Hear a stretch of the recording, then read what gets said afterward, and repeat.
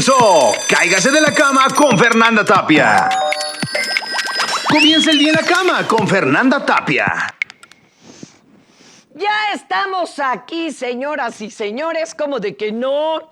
Beso, beso. Mire, me agarraron echándome mi cafecito. Es que yo no sé ustedes, pero yo sigo teniendo mucho frío. De hecho, el verdadero frío invernal llega después de diciembre, sobre todo en los países que les afecta así cañón, del cono norte.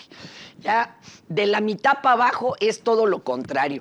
¿Cómo estamos? Bienvenidos a Cáigase de la cama. Oiga, harta cosa que ha pasado, señoras y señores, y como que muy meneado el asunto. Yo creo que es porque ya viene el año nuevo chino del dragón. Del dragón, a ver si no se me vuelve el del dragón, ¿verdad? Que es otra cosa, ya habrá gran guateque por esto. Oiga, por lo pronto agarraron al Cheche. Y usted dice, ¿y Cheche quién es?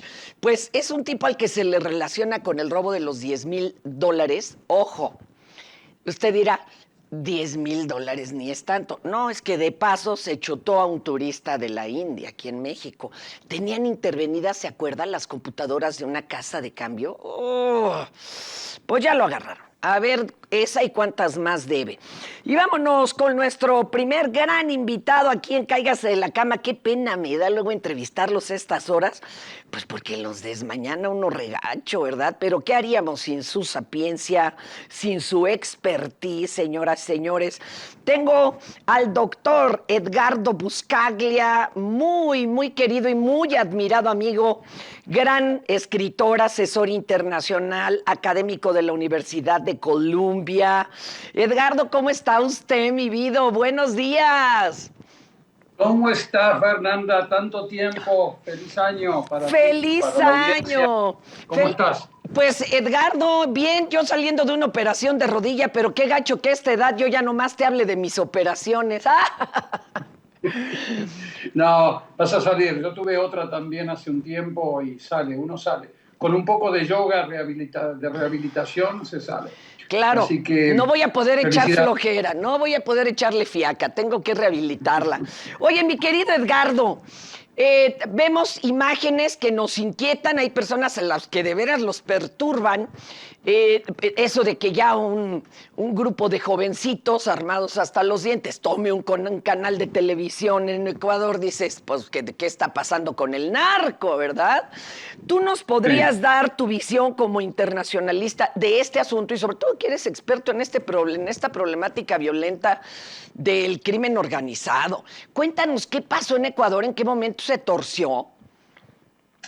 Mira, Fernanda, hacía grandes rasgos. Ecuador era un país que tenía las normales bandas criminales que tienen todos los países del mundo, dedicadas a contrabando, dedicadas a todo tipo de delitos, pero resultó ser que cuando Colombia, Perú, países en donde se produce la cocaína, comenzaron a aplicar controles antimafia muy fuertes en sus puertos y en sus aeropuertos, en sus puertos marítimos y en sus aeropuertos, cuando Perú y Colombia mejoraron su desempeño, estas redes criminales que traficaban la cocaína hacia el norte, desde Perú y Colombia, vieron que ya no podían usar los puertos colombianos y peruanos, comenzaron a trasladarse hacia un país con controles muy blandos, y ese es Ecuador, que está cerquita. Y comenzaron a usar el puerto de Guayaquil, el puerto de Manta, todos los puertos principales de Ecuador comenzaron a reemplazar a los puertos de Colombia y de Perú.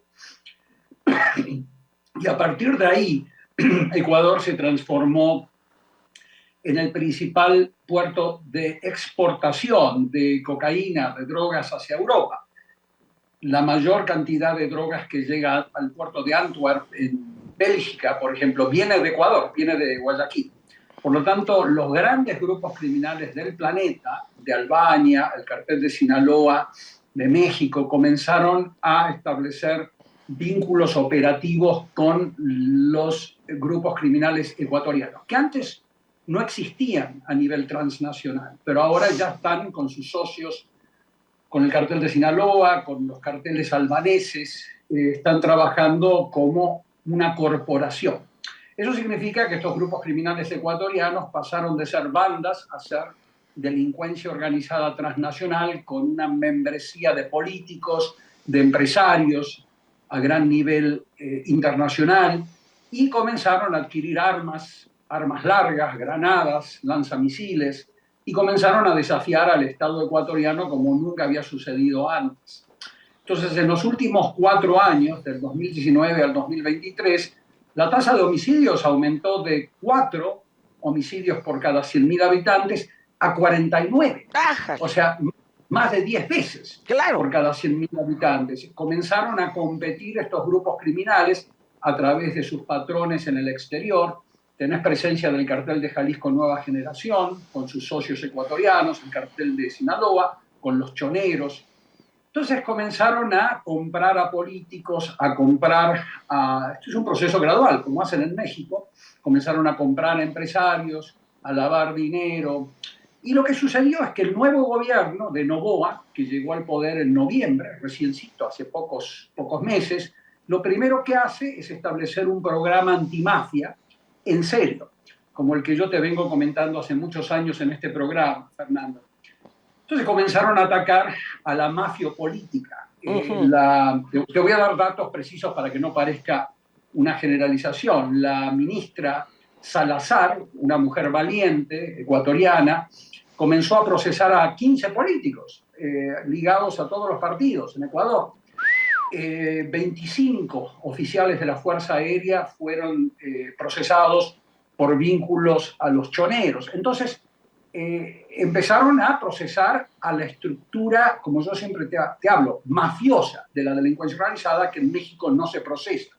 Políticos, empresarios, altos mandos de las Fuerzas Armadas comenzaron a ser encarcelados a partir del momento en que llega el presidente Noboa en noviembre.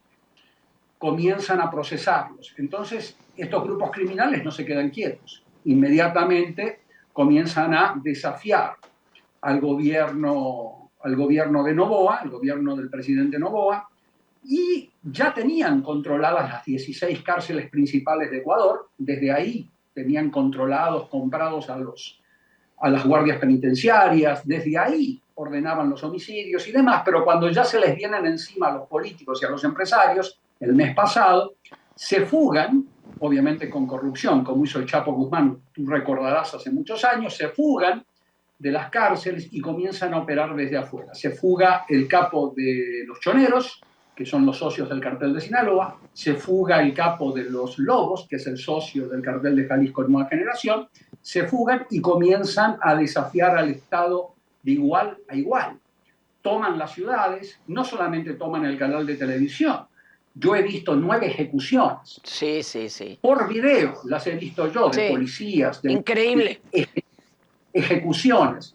Comienzan a ejecutar a los funcionarios y ante una situación de toma de ciudades, ahí sí necesitas al ejército porque es un conflicto armado definido en las convenciones de Ginebra, que es una convención de la ONU, en donde tenés a un grupo armado no estatal que toma las ciudades, asesina a funcionarios, aplica técnicas de terrorismo, lo que la ONU denomina actos de terrorismo, que son actos dirigidos a atacar a la población civil o a atacar al Estado para obligar al Estado a hacer algo o a no hacer algo. En este caso era no aplicar el programa antimafia que el presidente Noboa comenzó a aplicar a través de la ministra de Justicia Salazar. Entonces, esto era una mezcla de actos de terrorismo con un conflicto armado donde un ejército no estatal toma las ciudades en donde no hay otra solución que enviar al ejército ecuatoriano. Cabe decirte, Fernanda, que no estaba aplicando un programa militarizado como hace López Obrador en México. Noboa empezó a aplicar un programa de inteligencia financiera, identificando a los políticos que recibían dinero de la delincuencia organizada, los detenía, los enviaban a un proceso judicial civil, hasta que comenzaron a tomar las ciudades. Ahí sí tenés que enviar al ejército para que recapture el territorio, que es lo que hacen los militares, y una vez que estén neutralizados estos grupos criminales armados con armas que provenían del cartel de Sinaloa y de una facción corrupta del ejército peruano. Para que te des una idea, lanzamisiles, granadas, acá no estamos hablando de armas largas, de Kalashnikov, estamos hablando de armas de guerra que estaban usando para enfrentarse al Estado ecuatoriano y frenar el plan antimafia que comenzaron a aplicar desde diciembre, desde el mes pasado. Entonces, esta es una situación típica en donde un grupo criminal, ante un Estado que los enfrenta en serio, con un programa antimafia en serio, no como lo que tiene México, que es una vacilada, básicamente no están atacando a la delincuencia organizada en México. En Ecuador lo comenzaron a hacer, la delincuencia organizada se enfrenta en serio al Estado. Tú recordarás que en Italia sucedió lo mismo, más allá de que haya gobiernos de izquierda o de derecha. En Italia en los 90, cuando los italianos comenzaron a atacar a la mafia, comenzaron a tirar bombas, secuestraban a generales, tomaban diferentes pueblos, hasta que el Estado los enfrentó con las Fuerzas Armadas, los neutralizó y comenzó a aplicar maxi procesos contra políticos, empresarios, que es lo que tiene que hacer México. Lamentablemente, México está exportando delincuencia organizada a países como Ecuador. Antes, las sociedades del cartel de Sinaloa se limitaban a Perú, a grupos criminales peruanos, colombianos. Ahora, debido a ese tema de control de puertos que estaban en manos de la delincuencia organizada, en el caso de Guayaquil, por ejemplo, ahora están en Ecuador. Los colombianos y los peruanos mejoraron su control de infraestructura. Son puertos muy importantes porque desde ahí ellos exportan toneladas de drogas hacia Europa y hacia Estados Unidos y Canadá. Así que ahí estamos, querida Fernanda. Estamos ante una situación de un Estado que reaccionó y una delincuencia organizada que intenta un golpe de Estado para sacar al gobierno del presidente Noboa y colocar a otro gobierno títere como los que había antes. A ver, muchas preguntas. El hecho de que un gobierno se ponga a actuar en contra de estos corruptos y los que evidentemente son los que tienen el negocio con el narco, llámense políticos, empresarios, trarará, cuando se empieza a actuar contra ellos también, estos reaccionan, o sea, los políticos corruptos, los empresarios, los que van a caer, pues usando al brazo armado que vienen siendo estos pequeños grupos, porque allá pues no sé si se puede hablar de cárteles, acá tenemos la plana mayor, ¿verdad?, para empezar a desestabilizar al gobierno en turno. Entonces, ¿qué prefieres?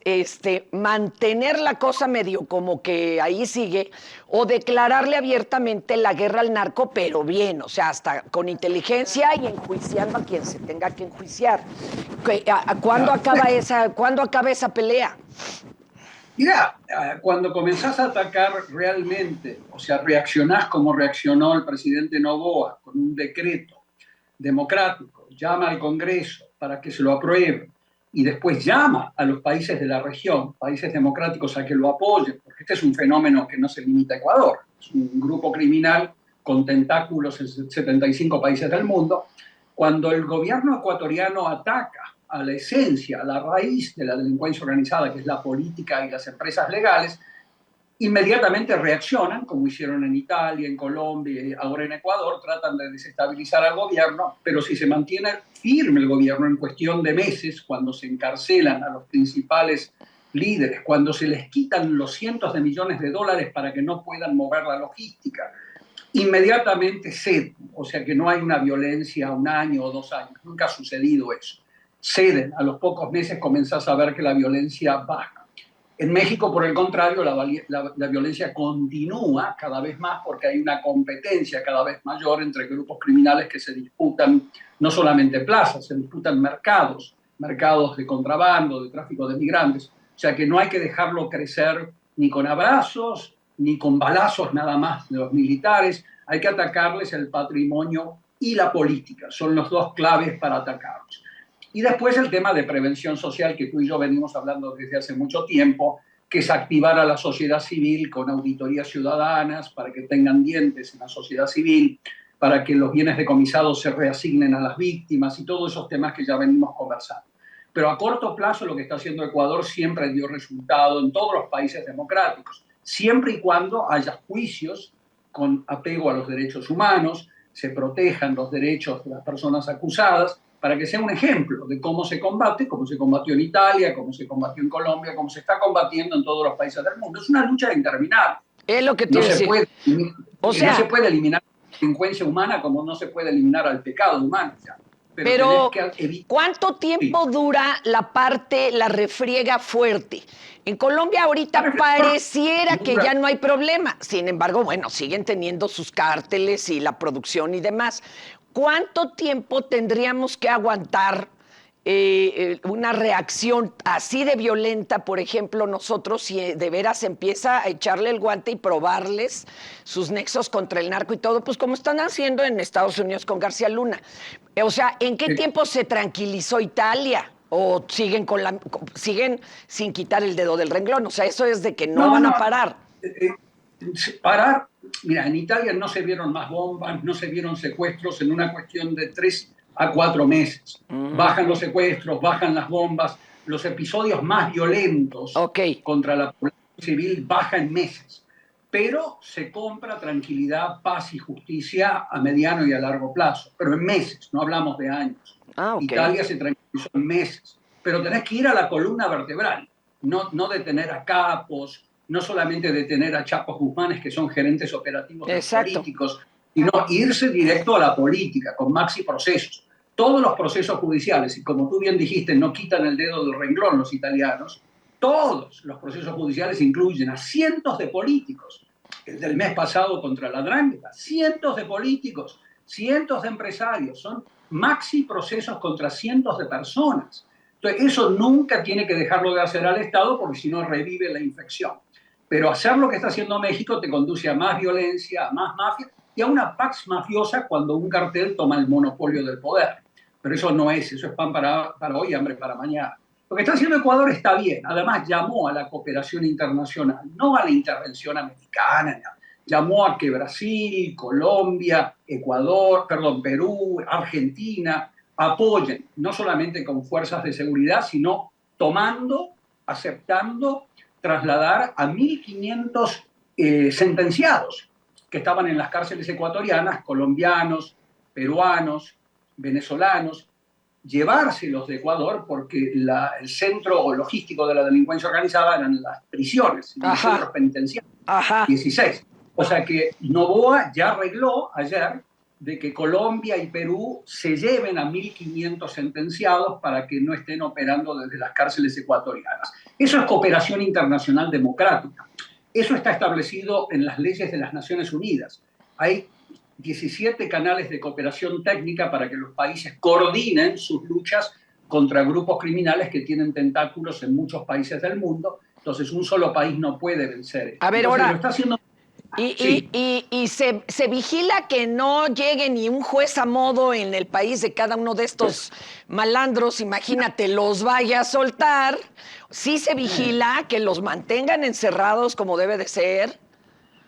Se intenta vigilarlos, se les hace controles patrimoniales a los jueces, a los fiscales, se les hace un control de la decisión. O sea, por ejemplo, tú tienes que en Ecuador era muy común que los liberen. Hay un sistema judicial corruptísimo. Fuerzas Armadas que habían sido capturadas por estas redes criminales en Ecuador.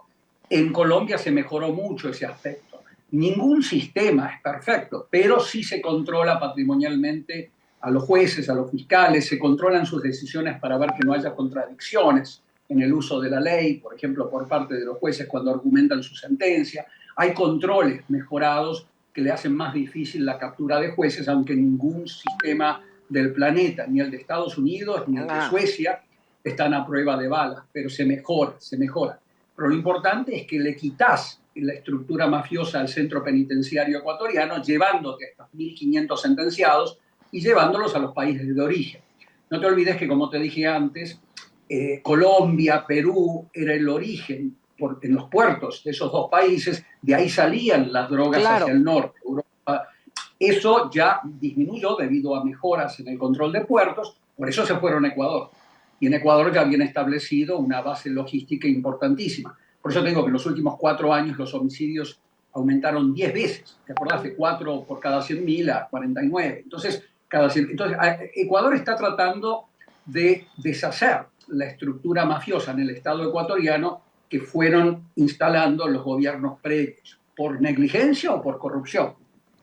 Noboa está tratando de hacer las cosas bien. Es un joven con muy poca experiencia, es un hombre que forma parte de una familia política tradicional de Ecuador, o sea que el padre y la madre lo van a ayudar bastante con sus redes políticas, pero lo importante es que haya cooperación internacional, que es lo que está buscando ahora el presidente Noboa de manera ejemplar, utilizando las leyes de la ONU, no intervenciones militares y todos estos estas teorías de la conspiración que utilizan cada vez que alguien llama. Si alguien toma el territorio de un país, si un grupo armado lo toma las ciudades, como tú viste en los canales de televisión, toma las universidades, comienza a asesinar en vivo, con ejecuciones sumarias a policías, el ejército tiene que intervenir para poder recapturar el territorio, neutralizar a los grupos armados no estatales, aplicando la Convención de Ginebra, que fue lo que el presidente de Ecuador llamó a aplicar a través de la definición de conflicto armado interno,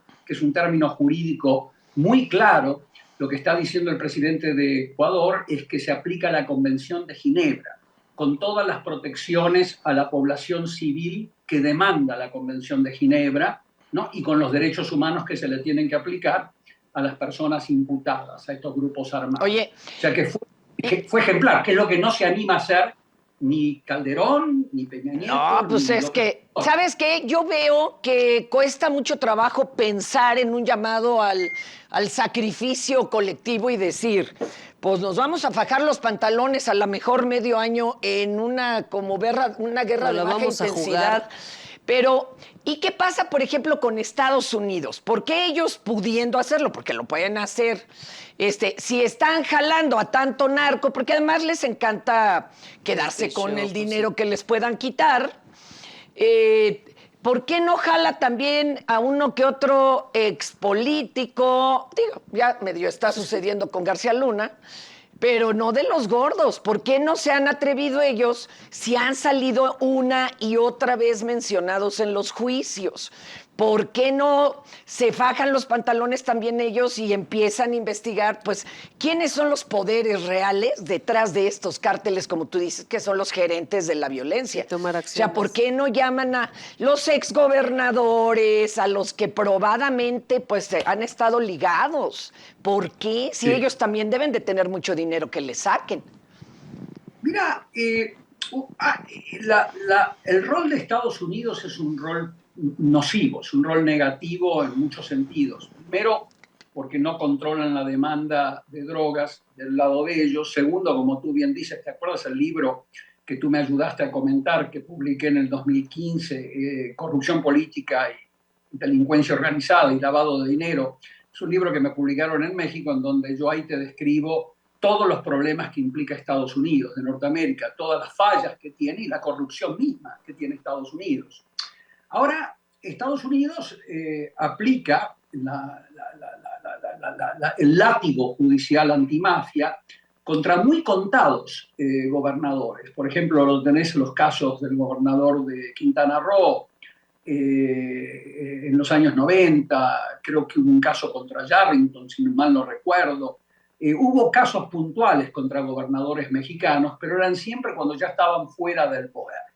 Y ahí hay un problema grave que un poco se vincula al tema político. O sea, Estados Unidos, cuando tiene un país aliado, en donde están teniendo grandes beneficios económicos, México, por ejemplo, donde hay una enorme cantidad de inversiones americanas, con gobernadores que les abren las puertas de manera irrestricta a los capitales americanos, normalmente a los americanos no les permiten a los fiscales irse contra los gobernadores en ejercicio.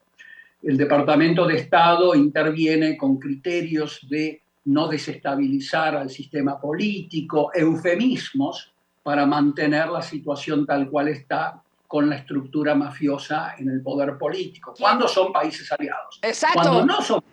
Acá no quién son nos va a países dar aliados, permiso, ¿verdad?, de hacer una cosa así, no les conviene. Cuando no son países aliados, y ahí te viene el otro caso, como Venezuela, que no les deja entrar, los capitales, hacer lo que quieren, ahí se le van al vicepresidente de Venezuela, por ejemplo, que fue procesado por tráfico de drogas en Venezuela, en Estados Unidos, fue procesado. Ahí se le van sin ningún tipo de limitación por parte del Departamento de Estado. O sea que hay una postura política hipócrita al respecto que bloquea el procesamiento judicial de políticos de los países que están metidos en la delincuencia organizada. Ecuador es un clásico país aliado, donde los americanos tienen una buena relación con los gobiernos, no tanto con Correa, pero después y antes con muchos de los gobiernos. Por lo tanto, no se van contra el sistema político entero, no le cierran las cuentas bancarias.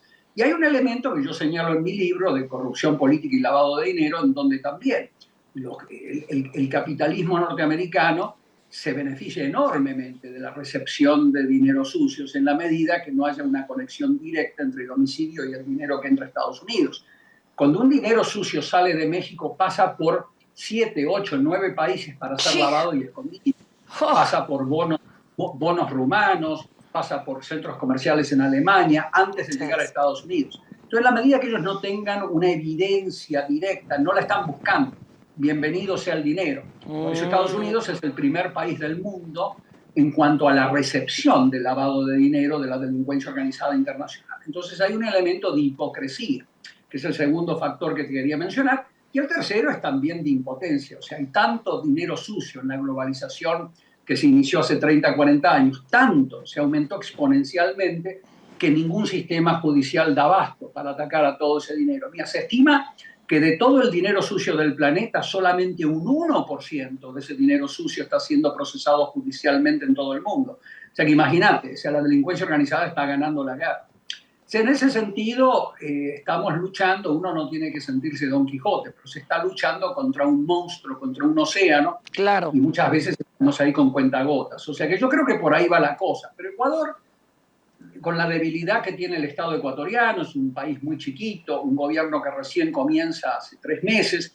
Ecuador está haciendo las cosas bien, está llamando democráticamente a que se coopere con los países, no solo con Estados Unidos, pidió ayuda a Brasil, a Lula, pidió ayuda a Chile, pidió ayuda a Colombia, a Perú, en el sistema penitenciario, está haciendo las cosas bien, que es lo que debería hacer México, más allá de que haya un presidente de izquierda o de derecha, cosa que no hicieron Calderón, Peña Nieto, Fox, López Obrador, que tú sabes muy bien que yo propongo 45 acciones antimafia y ninguna de ellas se está implementando hoy en México. Por lo tanto, la cosa va de mal en peor. Ecuador va a salir de esto en una cuestión de 3 a 4 meses. 3 a 4 meses que no implica 3 a 4 meses de granadas. Implica que 3 a 4 meses de enfrentamientos en diferentes partes del país. No vas a ver episodios como los que viste en los últimos 2 días en Ecuador.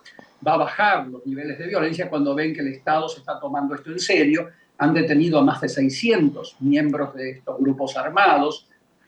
Han estado procesando ya de acuerdo a criterios de Estado de Derecho, con fiscales, jueces, abogados, defensores, a 375 de estos miembros. O sea, ya se está deteniendo de manera masiva a estos grupos y hay que desmantelarlos patrimonialmente para que no tengan más dinero para armarse, ni para transportar sus drogas, ni sus migrantes, ni las personas que son traficadas como seres humanos. O sea, hay que terminar con la estructura patrimonial y en eso Ecuador estaba comenzando a hacerlo. Te di el caso de la ministra de Justicia Salazar, Diana Salazar, que comenzó a atacar 15 políticos detenidos y procesados de todos los partidos. Eso es lo que ha estado haciendo Italia en los últimos 30 años. Así que si Ecuador continúa con lo que comenzó a hacer, por más que la delincuencia organizada se enoje, como viste que se enojó en los últimos 3 días, hay que seguir haciéndolo para romperles la columna vertebral y quién sabe, Ecuador puede llegar a ser un gran ejemplo en el futuro de cómo realmente se combate a la delincuencia organizada.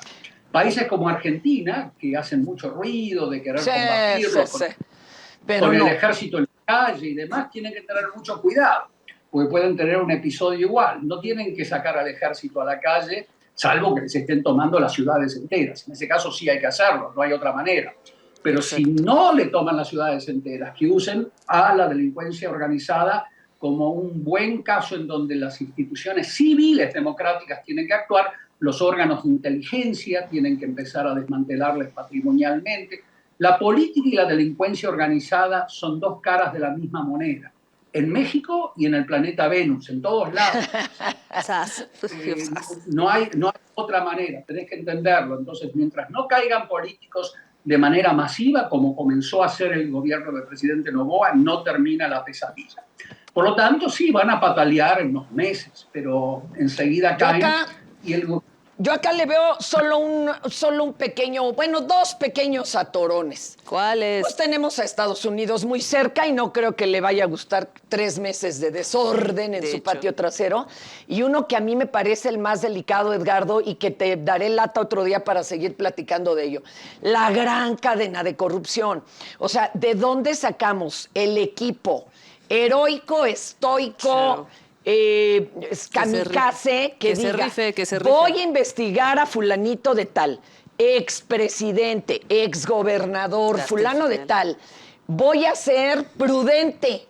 No se va a enterar nadie, ni mi sombra, ni mis hijos, ni mi esposa, ni mi esposo, hasta que lo tengamos en la cárcel. Eso está muy difícil en este país. Ya ves que para volver a agarrar al hijo del Chapo tuvieron que no avisarle al gobernador del estado, porque si no, todo se caía. Yo ahí es donde veo el problema, porque tenemos una cadena de corrupción o de temor horrorosa. Mi Edgardo, me encanta platicar contigo. Te voy a dar lata otro día porque ahorita ya me andan carrereando. Pero bueno, siempre... pero acordate cuando te hablaba del umbral del dolor. Sí. Los políticos llegan a ese umbral del dolor y cuando llegan a ese umbral del dolor, ahí no actúan como los políticos mexicanos y dejan que estas cosas se apliquen. Pero ya vamos a hablar. Te mando un fuerte abrazo y felicidades. Sigan Edgardo Buscaglia, busquen sus libros, es maravilloso como lo están escuchando. Edgardo, se te quiere y se te admira. Cuídate mucho, mi amor. Felicidades, Fernanda. Gracias. A ti, mi amor. Edgardo ha sido asesor de cuestiones. Y sí sabe de lo que habla, madrina, sí sabe, países. Oye, anoche nos dormimos con una nota regacha a nivel, pues de espectáculos brincó a nota roja. Exacto. A ver, platícanos, porque estuvo feo, de la chica compañera. golpeada. Es que el día de ayer una chica, es que es chica o chico o chiques. Dile una chica, porque ella se presenta como tal, Paola Suárez. Exacto, Paola Suárez. Oye, ella es del equipo de las amigas de Wendy, ¿no? De Wendy. De las perdidas. De las famosas perdidas, y además de ser una influencer en las redes sociales. Que tiene, no saben cuántos seguidores, es exactamente. Una locura. El día de ayer se hizo viral la información de que había sido golpeada. Y salieron unas fotos con su carita destrozada. Y que muchos hasta pensaban que no era cierto, porque mucha era gente dijo ver eso. semejante violencia. No, y mucha gente dijo eso, madrina, en las redes sociales decían que era parte del show, que lo estaban inventando. Y luego donde que decían que era el novio, ¿cómo? Si le acababa de dar el anillo de compromiso. Apenas, carajo. No el niño de compromiso, el anillo de compromiso. Oye, pero a ver, ¿y qué sucedió? Y que no querían primero que se supiera lo que había pasado. Wendy salió a decir en un video el día de ayer que pues era como primero algo que no se quería decir, pero después... Que sí es real. Exacto, que fue real y que Paola desde ahí, desde el hospital, dijo sí. Se hizo una transmisión en vivo donde está platicando pues que se había comprometido, que ya tenía pues esta relación, digamos, amorosa, pero que la pareja le quería bajar una feria, madrina, o sea, la quería sacar una lana. El novio. El novio, exacto. Y esta se negó. Y ahí le puso sus catorrazos. Pero le pegó con un martillo en el rostro, mis amores. Y le está a punto de perder su ojito. Esperemos en Dios que no. Pero ¿cómo se les ocurre? Todo el tabique de la nariz. Entonces, el día de ayer, pues estaban pidiendo justicia y ayuda, porque sí le puso una buena catemisa, dices, pobrecita, toda la cara así toda hinchada. No se vale. Exacto, Qué y entonces abuela. el día de ayer mientras caminaba la información, pues muchas personas decían, no, es que es mentira, están inventando porque van a sacar nuevo material y cosas así, pero no, sí le pegó, sí está delicada y ahora pues están pidiendo justicia, por lo menos que atoren al cuate que no manche. Pero ¿cómo puede ser si era como su amor, digamos, ¿no? O sea, ¿cómo puede ser que alguien te ama hoy? Lo que quieren es regentearla. Sí, ya media hora. Te pueden engañar diciéndote lo que quieras y puede ser tu amor, pero si este tipo está acostumbrado a eso, a vivir de sus parejas, pues estamos perdidos. Oye, vamos a cambiar el tema, man, porque sí está escabrosísimo, señoras y señores. La verdad, sí. Y vamos con José Ambe, el CEO de Logística de México, y vamos a hablar de la megafarmacia. ¿Qué tal? No es que vayan a vender megachochos, no, cálmese. Los chochotes. Este proyectazo que impulsó mi jaguar de Macuspana, el presidente Andrés Manuel López Obrador, para que en este 2024 se cumpla con el propósito de que no falten las medicinas. Que en todos lados haya chochos. Exacto, y que se puedan entregar hasta 24 horas al día en cualquier parte del país. Entonces, Logística de México, que es una firma de consultoría especializada en cadena de suministro y logística, con presencia evidentemente en México y en Latinoamérica, está explicando cómo se ejecutaría el plan maestro. ¿Cuál sería? Porque no es de enchilame otra, ¿eh? Claro no que es de contratar un chorro de chavitos con motocicleta. Mi querido José Ambe, ¿cómo estás? Fernanda, buenos días. Es un gusto saludarte a ti y a tu auditorio. No, hombre, el gusto es mío, compañero. A ver, platíquenos. ¿Se puede hacer esto? ¿Esto ya existe en algún país? Pero oye, México es extensísimo, habría sucursales en cada municipio. No me lo imagino. A ver, tú platícanos. Así es, Fernanda. Mira, la centralización de la distribución de Hijo. alimentos puede ser una gran idea Ajá. siempre y cuando se ejecute bien. A ver. Hay diferentes ejemplos a nivel mundial. Sin embargo, como bien dices, la extensión del territorio nacional de nuestro país es sumamente complejo. Y pues el tema es que existen retos más allá de un megacentro de distribución. Es decir, la logística moderna, la distribución moderna de medicamentos no implica nada más poner una mega farmacia en el centro del país, sino que el éxito depende de una red de distribución Eso. que esté esparcida a lo largo y ancho de todo el país para poder llegar de una manera mucho más eficiente, económica y rápida para poder entregar los farmacéuticos. Estamos hablando de 24, 48 horas cuando a veces los medicamentos se requieren en 2, 3 horas, entonces habrá que ver ahí. Esa es mi preocupación. A ver, vámonos por partes, como dijeran los Zetas. Ah, no, perdón. Oye, vámonos por partes. ¿Qué se tiene que hacer? ¿Poner una sucursal de esta, por muy menor que sea, en cada municipio? ¿O cómo le vamos a hacer? Porque yo ya no quiero ni pensar en las comunidades de la sierra, ¿verdad? Donde no llega nada. Ahí está cañón, si hacen falta 8 horas para subir. Hay dos partes muy importantes de la distribución de los fármacos. Uno es los centros de distribución urbanos o que estén cerca de los puntos de consumo. Y el otro punto son las unidades de transporte para llegar a cada uno de los rincones de nuestro país. Entonces, esta red de distribución se debe de planear en base a la densidad poblacional de cada estado, de cada municipio, y asegurar que cerca de los centros de consumo, que estamos estimando que existen alrededor de 6,000, mínimo 6,000 puntos de consumo de medicamentos en el sector público alrededor del país.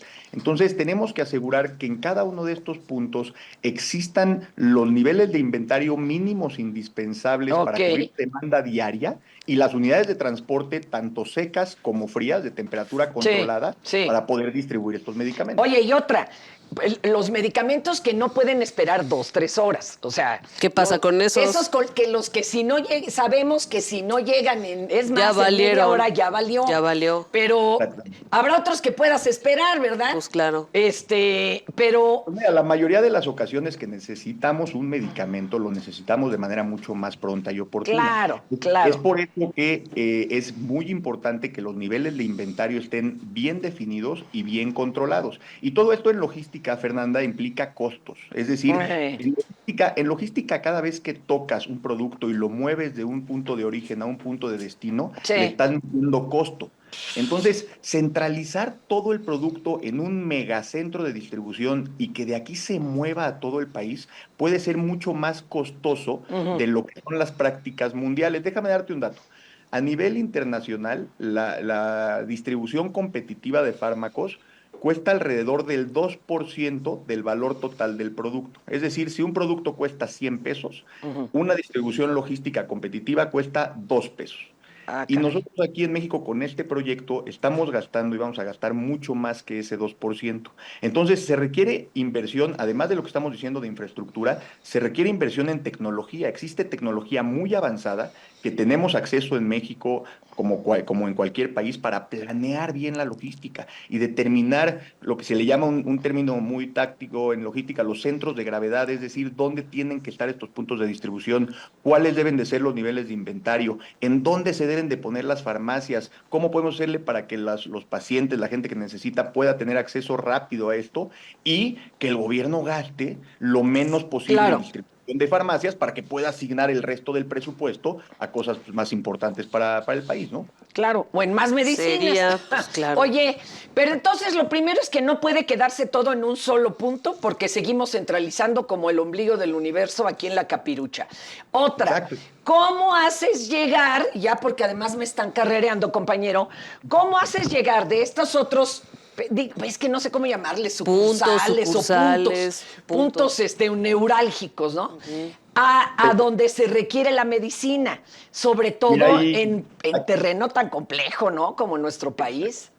Hay dos grandes igual formas del transporte. Uno se llama el long haul, es decir, mandar grandes trailers o grandes unidades de transporte de punta a punta, es decir, del centro del país a una ciudad centralizada en alguna otra parte del país. Vamos a hablar del norte o del sur del país. Es un long haul, es un trailer grandote con mucha mercancía, con muchas medicinas, y a partir de esos centros de distribución regionales, lo que se le llama son rutas lecheras, es decir, se distribuye en unidades de transporte más pequeñas que van a cabeceras municipales o a puntos de consumo más cercanos, y ya después lo que se le llama la última milla, lo que tú decías al principio, estos motociclistas o esta gente que estará llevando el producto hacia los últimos puntos de consumo. Pero eso hay que planearlo, meterle tecnología y asegurar que estemos lo más preparado posible para hacerlo bien, e insisto, poderlo brindar a la población de la manera más eficiente y más económica posible. ¿Sabes si ya está ligado el gobierno con firmas como la de ustedes para entender esto que se necesita?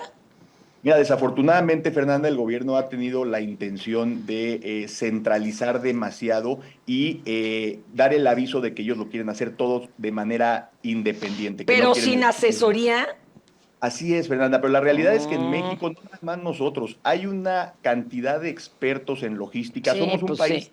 territorialmente, geográficamente muy complejo, y hay empresas que han dominado la logística para llegar al último rincón con productos secos, fríos, de temperatura Sí. controlada. Entonces, el expertise existe, y ojalá que el gobierno pues se apoye de todos estos expertos que existen y que podamos pues contribuir a nuestro país y asegurar que la distribución de medicamentos Sí. sea Sí pues, lo más hay, Si sí no hay quieren formas. hacerles un contrato, por lo menos que se pague la consultoría, porque Por alguna favor. vez me dijo un tío mío que en paz descanse. ¿Qué le porque dijo? Yo no quería su ayuda, yo muy soberbia. Muy digna, de muy chavilla. digna.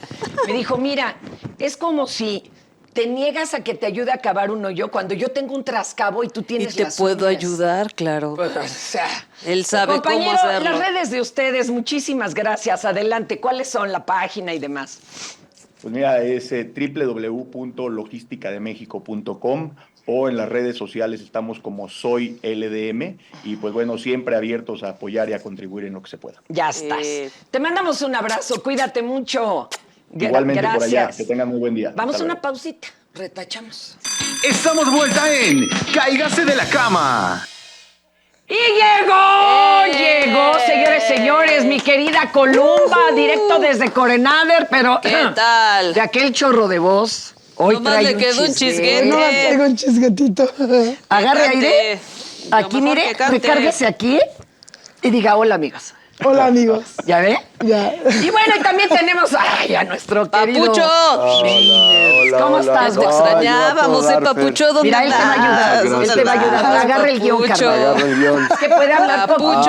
No, esto es un temazo, ¿eh? Sí. Un temazo A ver. y un Sí. increíble logro. Que nos dé la introducción Por favor. la compañera. A ver, venga, nos va a hablar de qué, de un área natural protegida. Sí, es un área que queda con categoría federal como área natural protegida. Qué chido. Que Aunque está esté aquí en la Tláhuac. Capirucha. Sí, eso es En lo más Tláhuac. padre, ¿no? Ajá. O sea, son 3,548 hectáreas aproximadamente las que se decretaron.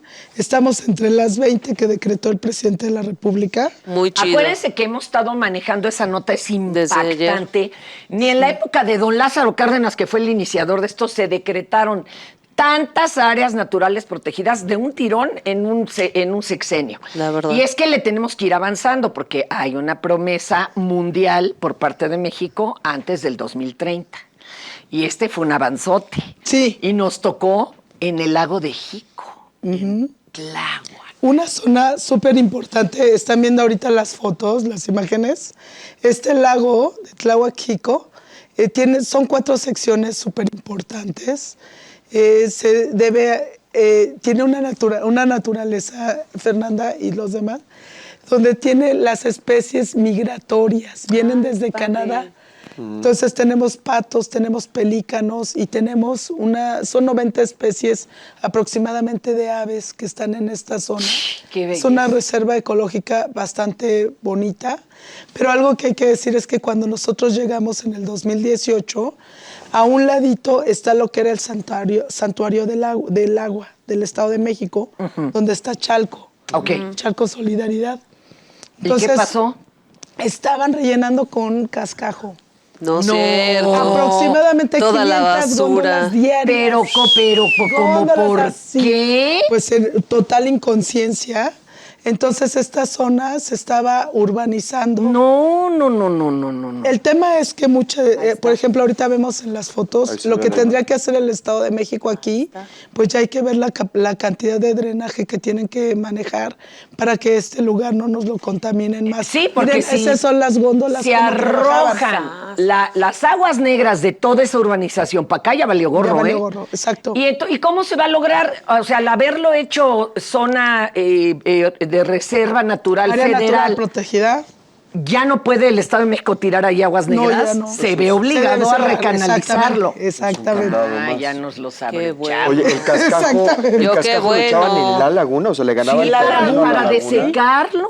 Madre Qué de feo. Dios. Entonces, hicimos, miren esas imágenes. Sí, luego que pones están viendo casas y a ahorita. dónde echas el drenaje, Pues ya ¿verdad? vio. No, Mi querido pero oye, está de locos. Fernanda, lo que hacían es que taparon esta cantidad, sobre este otra. lugar que era bellísimo, donde estaba este lago, este santuario del agua, y entonces pusieron casas. Qué chido. ¿No? ¿eh? Y ya venían del otro lado, No, a lo que bueno. es San Juan Ixtayopan, y entonces sí hemos estado ahí, estuvimos Oye, Y forcejeando. la problemática del suelo. Ahorita, ¿cuál es la situación exacta?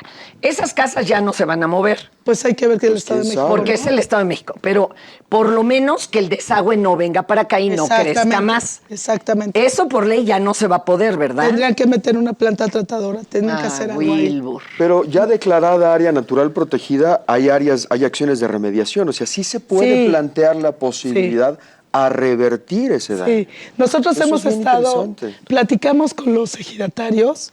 Esta zona es la zona productiva más importante que tiene la Ciudad de México. Híjole. Es que Estamos hablando de 2.800 hectáreas que le metimos riego como Corena. Ajá. El sistema hidroagrícola más importante de la Ciudad de México está ahí. Encauzado ahí, Son sí. 2.800 hectáreas que hoy Imagínate. producen, regresaron a la agricultura gran parte, Ajá. porque una parte ya estaba totalmente perdida. Abandonada, reseca. Exacto. Entonces, esta zona donde está el lago, hay una sección que tenemos que entrar a la restauración ecológica y nosotros vamos a apoyar Eso. ahí con recursos. A los productores les hemos apoyado. Corena tiene más o menos una inversión de 638 millones de pesos ya en la zona. ¡Guau! Apoyo con Sembrando Vida a productores rurales y lo que tiene que ver con más de 76 millones de pesos en infraestructura, que es el sistema hidroagrícola. La Ciudad de México, con el gobierno de la doctora, están haciendo un humedal para manejo del agua con el Cerro de la Zona Ramsar. Estrella. Entonces, Sí. esto va a proveer Hijo, qué de otra agua cosa que ya potable. también se lo estaban acabando, ¿eh? Ajá. Entonces, para nosotros como gobierno de la ciudad ha sido una intervención integral, ¿no? Apenitas y a tiempo, Sí, además. a tiempo. O sea, si no hubiéramos llegado, Se creo que dispara, esto claro. se pierde. Y esta zona es una zona de conectividad ecológica de aves migratorias, como les estaba contando. Tuvimos que decretar un área antes que esté en Pilulí. Ahí eran más o menos 47 hectáreas, pero lo que hacía es que rompía la conectividad ecológica con Lago Jico, Fragmentado. de Xochimilco a Lago Jico. Y ahí le partí el queso. Entonces nos aventamos también esa parte y ahorita toda esa zona está conservada. Qué bueno. Esa zona tiene que continuarse así. Claro. Fíjate que a mí me dio mucho conservando. susto cuando una vez en esta reunión mundial que hubo de ambientalismo y todo, en la península de Yucatán, en la época de el comandante Borolas, y que Salud. fue una señora del Partido Verde. Mire, yo ya no quiero ni decir los nombres, ya, ¿para qué les digo? No hace falta. Llevó una supuesta reforma de cambio a la Constitución de cuestiones ecológicas y de zonas protegidas, de áreas naturales protegidas, que hasta se ve que le hicieron al vapor porque traía copy-paste. Entonces, haz de cuenta que decía artículo 1, 2, 7, 13. O sea, estaban salteados, Todo o sea, pegado. no estaba ni escrito bien. Y agregaba un parrafito, decía que las áreas naturales protegidas se respetarían preferentemente ¿verdad? Ante cualquier otro proyecto y demás. O sea, pero ese preferentemente abría la puerta, pues ni modo. Si claro. tenemos que construir ahí una... Se hará. Exacto, Se hará. una fábrica, pues la construimos. Ni pex. Cuando deben de ser intocables, porque ya para declararlas es porque ahí, por ejemplo, hay nacimiento de especies. O se procrean, ¿sí o no? No, totalmente. Afortunadamente De creo que especies eso ya endémicas. no procedió, porque sí nos tenía todos con el así, con el No se grito. no se debe gobernar con ocurrencias. No. O sea, tienes que tener o bien claro, algo, sí. con intereses económicos, Con intereses. Y la continuidad se vuelve importantísima. Es un tremendo logro haber decretado esta zona, sin duda un área natural protegida. Eso marca, desde mi punto de vista, una coyuntura muy importante. Pero cada área natural protegida tiene un plan de manejo, Claro. seguro Sí. lo tiene. Y el plan de manejo debe estar proyectado a 20, 25 Sí, pero y lo los que menos. vengan lo van a respetar. Esa Qué es la miedo. clave, Fer. Es que esa es la clave. O sea, no solamente dejas el área natural protegida, dejas un plan de manejo en la mesa Y que que siga. debe de ser tomado y retomado y leído. Y que la gente tiene que, miren, La gente y la política. Ajá. Sí, los Pero sabes empresarios que, y todos. Daniel, algo bien importante es que tienen que entrar los ejidatarios que son los dueños Claro, apropiar el- a ver Y que no me la los parte maiceen. del programa de manejo. Tiene que entrar la alcaldía, el gobierno de la ciudad, el gobierno federal Todos, y todos los que todos. convergen. Es importante ver que de repente se tienen otros intereses, ¿no? Y entonces De hacen siempre. cambios. Mira, había ya un proyecto, fíjense nomás qué relajo, ¿eh? Había un proyecto de un señor que, bueno, se volvió como el defensor de los jaguares de este país, porque la luz divina lo ¿Quién? iluminó. ¿Quién? Pues ahorita van a entender quién. Pero era el de los que ponía jaguares para que los cazaran los ricos en este país, en cotos de caza. Un día se da cuenta de que se estaban acabando, se lo platica a algunos ricos y le dicen, oiga, pues entonces ahora vamos a preservarlos. A preservar. Sí, a preservarlos. Entonces cambió. Sí, como el que mataba tiburones y ahora ya no. Y entonces dijo, hagamos que la selva vuelva a conectarse desde el sureste hasta el norte. Porque si no, o sea, antes los jaguares recorrían todo el país. Y ahí estaba ya el proyecto. Pues nomás nunca se hizo. Y luego, ahora estaba él en lo del Tren Maya. Y fue el que hizo los pasos de jaguar, por ejemplo, abajo. los pasos de Pasos de fauna. Para que por lo menos se siga comunicando. Pero que alguien retome eso.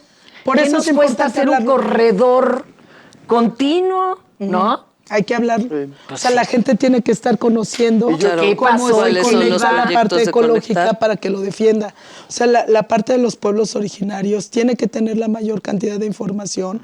Todos los ejidatarios tienen que manejarla. Y la idea para mí es no solamente apoyar la agricultura, la agroecología que Claro. se hace aquí, sino que también tiene que haber un apoyo para que se haga una especie de parque, así como el PEX, Sí. como el Parque Ecológico de Xochimilco, en esa Maravilloso. zona. ¿Por qué? Porque la gente de aquel lado del Estado de México va a poder corresponde. llegar a consumir y hace uso de la zona. Entonces, el manejo sustentable Claro. a los dueños Ya de las ayudamos tierras ahí. les- Exacto. Y contaminan Entonces, ya les da menos, los recursos traslados, económicos, todo ¿no? eso. Sí. Entonces, nosotros estamos dejando la base. para que continúe. Hemos estado invirtiendo. Ay, estos pero hay que 5 poner años, algún candado, carnala, para que los que sigan, le sigan. que el conocimiento de la gente Qué que esté en mendigo ellos, susto. o sea, en los Sí, ejidatarios y los que los propios ejidatarios dueños de sigan. la tierra. Y bueno, pues en el cambio de gobierno, en la parte de la alcaldía, pues tendrán que ver en el gobierno de la ciudad quién quede, pues tienen que ver. El compromiso, ¿no? Porque Que de repente realmente- llegan y dicen, no, eso ya no sirve y entonces mejor nos vamos Lo con otras cambio. cosas. Por favor, yo sí le pido a todos las les, de televidentes, escuchas, cibernautas y todo, piénsele. Antes de votar y que le den un tinaco, un sartén. que le den o un tinaco. Mire, olvídese. ¿Quién no le va a meter Kilo de un azúcar. edificio de 28 pisos, verdad? Ahí en su territorio. Nomás piénsele. Porque donde se me distraiga, le meten su cártel inmobiliario. O sea, y contra eso, ya ves, ahí estaban las góndolas de piedra, ¿no? Hay que O sea, defender. piense, todos tenemos que defender esas zonas. El medio ambiente Aunque no se vivamos negocia. ahí, aunque no las sembremos nosotros, nos vamos a ahogar si no las defendemos. Coincido plenamente. Y en este caso en particular con Columba el conocimiento técnico, Fer. O sea, Claro. Sí, man. de verdad debe ser una sana combinación entre voluntad política, entre sinergia, entre los Experiencia, diferentes actores, compromiso. y saberle al tema. Por Ahorita, eso, porque pues sí, si no pones tantas Lo que veces- decíamos, ¿no? No llegar con ocurrencias a gobernar y entonces decir, Sí. ¿saben qué? Lo que ya hicieron no sirve, O no nos porque sirve. me A lo mí se dijo me el ocurre. abogado de mi cuate que me va a pasar un varo, agrégale esta frase. ¿Y qué lugar Y es uno hermoso? comiendo camote, man. No, de veras. O Las sea, bases están sentadas aquí. Hay un plan de manejo, además de mucho trabajo, por cierto. Para lograr el plan de manejo debieron de Pero haber todavía tenido queda un ratote montón para de seguir reuniones. peleando. Que le Este año siga, es que de le asentar siga. las bases, de Sí. dar a conocer la información, Ay, qué nervios. de darle a la gente la mayor información posible y que respeten, cuiden, conserven, preserven el medio ambiente. Nosotros hablamos no de la conservación, de la preservación. ¿Qué diferencia habría para cerrar, mi En la querida Columba? conservación regularmente dice no toques, que Ya se ni te restaure metas. por sí solo y realmente los ecosistemas están desgastados. Sí. Pero si nosotros nos vamos a la preservación, quiere decir que los humanos podemos meterle un poco la mano Ponemos acción. para que podamos reproducir más rápido las plantas. Recuerden que nosotros este año vamos a restaurar el suelo de conservación, que ya no decimos reforestar, con plantas medicinales y plantas Y endémicas. entonces, ¿cómo le llaman? Restaurar, no reforestar. Acuérdense que porque es no solo el árbol, sino todo lo que lo rodea. Y restauración de cada uno de los 8 ecosistemas Exacto. que hay en la ciudad Ahí están de los México. mapas, mire usted. Ese es todo el apoyo que ha dado Corena. Fíjense, esas No, son no, qué ayudas barbaridad. individuales a los productores. Entonces, toda la zona está ya con una gran producción. Cambiar de uso de suelo, irnos a agroindustria o irnos a otro sistema que nos lleva a construcciones grandes, le vamos a poner en la torre a este ecosistema. Entonces, los olvídenlo. productores del lugar necesitan y deben de tener apoyo. Los agricultores de la Ciudad de México merecen vivir muy bien. Y este es pero uno de claro. los datos que nos pueden ayudar. Y esta zona de área natural protegida, lo que protege es la agricultura y la parte de conservación. Eso es lo más padre, que protege primero la agricultura. Claro. Porque nuestro No es sistema despojar a nuestros- es ancestral. Hay Claro. que recordar que nosotros producíamos antes de la conquista Y vivíamos de la y que agricultura. vivíamos de la agricultura y de la acuacultura. Entonces los pueblos originarios pues están siendo respetados desde esta parte Y tienen para que ser. no entren en una discusión y en un forcejeo De con que es que estos grandes me vas a quitar intereses, mi ¿no? tierra. No. No. Todo lo contrario, Es ya se uno de acabó los el mitos. tiempo. Pero vienes en una semana con más voz. Yo te agradezco este cojinzote que ahora sí nos podemos recargar. Bien, que ¿no? se el avienta otro su estábamos cojín. yendo, ¿verdad? Yo bien que se avienta su cojín. La página de Corenada para que sigamos paso a paso esta maravilla. Corena DR, ¿no? Y en Columba López en todas las redes sociales. Ahí estamos en el oficial. A ver, y usted, compañero Meiners, hoy lo dejamos hablar poco, pero le No, juro... pero pues es que Pues está es aquí que- Columba, está... Y creo que estaba gritando. Hasta tenía yo aquí mi Ya traía acordeón, su- que sí, no es el traía su mío. Ya ni lo dejamos hablar. Ya ni lo dejamos hablar. El Tus tema, redes. Daniel Meiners en Facebook y en www.mecatec.tv. Y usted, mi Así es, Ana ahijada. María Domínguez en Facebook y la pura bandota, quédese con nosotros a seguir tomando café. Y a mí, pues ya sabe, entra a fernandatapia.com y ya de ahí desvaría todas las redes. A todas. Creo que sigo teniendo hi-fi con eso. Y pues mañana le seguimos, pero hoy quédese a echarse un cafecito con esta zángana en Acústica Radio. Cáigase de la cama con Fernanda Tapia, una producción de Grupo Acústica.